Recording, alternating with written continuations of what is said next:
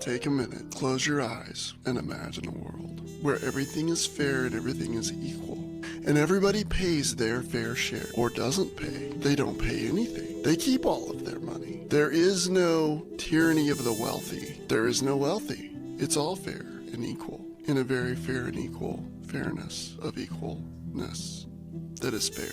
And there's only one thing standing in the way of all of the fair and equal. Yes, you guessed it, the IRS. So what if we abolish the IRS?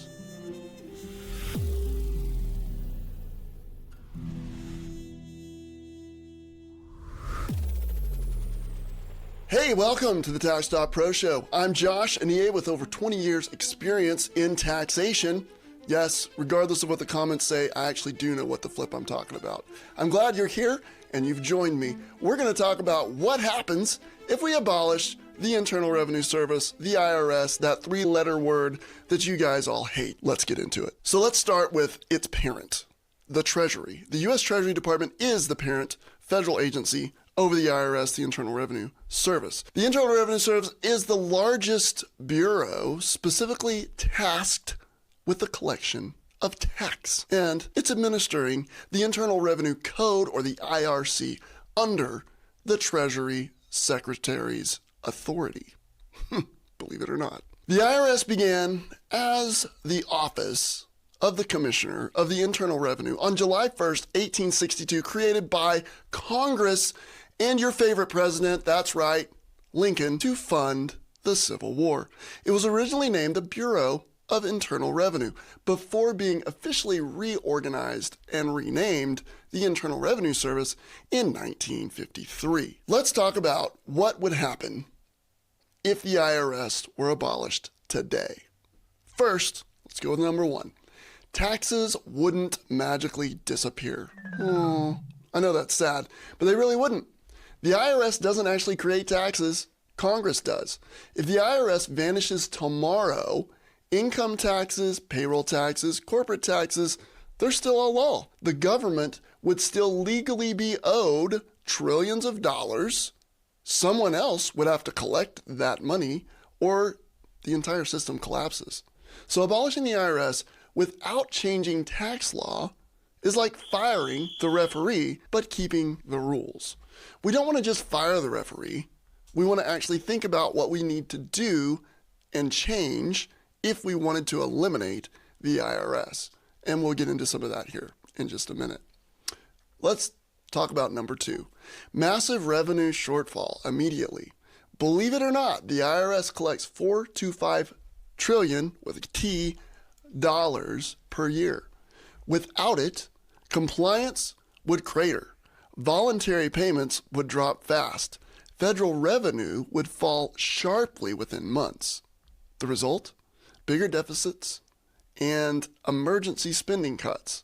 Yeah, those favorite programs you love. Social Security, Medicaid, defense, interest on debt. Oh no, right? We would have to pay the interest on the debt, or we default. There is no slow, guided path here. It would hit fast, very fast, and it would be very scary. If you have a theory about abolishing the IRS, I want to hear about it. Comment below. And that brings us to 3. Enforcement disappears. We would fall maybe into chaos. So right now, most people comply because there's enforcement. Audits are rare but possible, which keeps the system honest. But without the IRS, high-income individuals and large corporations would have the strongest incentive to underpay. Wage earners, who are the easiest to track, would still effectively pay. Tax avoidance would explode. The outcome? More fairness, because our current income tax system is very unfair. Yeah, the rich are who are paying and fitting the bill.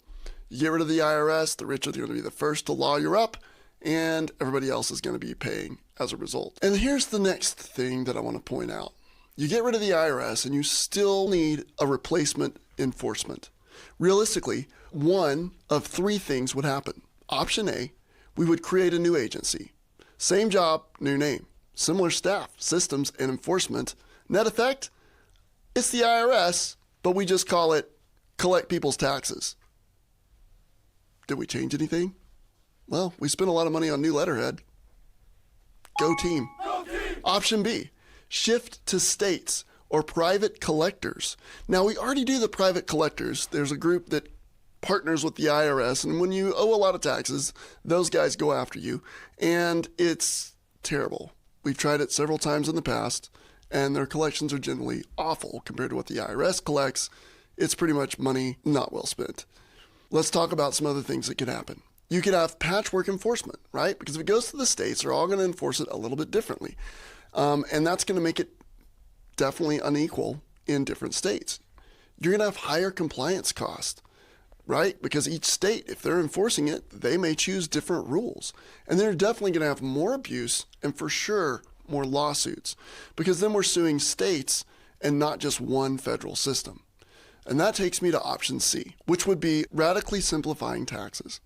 If we were to do that, we would have to change a lot of things, not just the IRS. We would abolish them, but then we would have to change the entire way that we're taxed. And most argue that things like flat tax, national sales tax, VAT system, or things like that would be a fix. However, if we go to that, we limit how Congress incentivizes the U.S. Let's talk about that for just a minute. Over 50% of the U.S. GDP is small business. So when Congress passes a new bill, they incentivize the small business so that that will grow our economic footprint. And when our economic footprint grows, we collect and raise more taxes. They'll do things like create more deductions. So if you went to a flat tax or a national sales tax type system, you're going to limit the deductions. You're going to limit the ways that they can incentivize small business or people and their spending habits. And even then, with all of that, you're still going to have some kind of agency that's going to administer that law. It sounds like we would need something like the IRS even then. But let's talk about a flat tax a little bit more. So one of the things that we know is the bottom 50% of the U.S. pays about 3% of all taxes collected. If we flip it, that means that the top 50% of U.S. taxpayers pay 97% of all U.S. income tax collected. So if we go to a flat tax, and let's say that that flat tax rate is 10%, we just increased on the bottom, the lowest earning people in America, we just increased their tax from negative, because most of them are getting credits, to an actual income tax or a flat tax or a sales tax of 10%. What happens to that top 50%? Well, if you're in the highest bracket, you're at 37%, you just got a 27% tax decrease with this type of arrangement. So what's going to happen economically? Our tax is not fair. That is absolutely the truth. The way the IRS collects is not fair because our tax is not fair. Our tax in the U.S. is for the wealthy. If we go to that system, all of a sudden, the wealthy get a huge tax break, and they're going to become more wealthy. And the poor are going to become more poor, and the middle class is going to get divided between the two. This is not a good alternative. Abolish the IRS is often the shorthand for burn down the system people don't trust.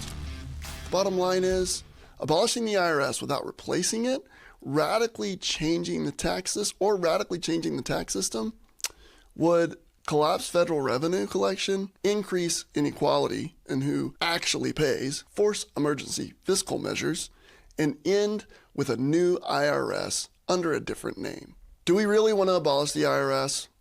Maybe not.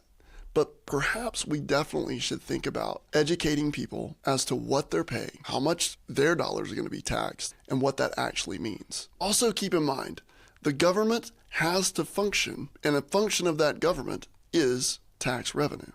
I'm Josh with Tax.pro. If you'll like and subscribe to our channel, it really makes a big difference. Also, share it with 10 of your closest friends and tell everybody that you know you learned why abolishing the IRS is a bad idea from this show. Thanks for tuning in. We'll see you on the next one.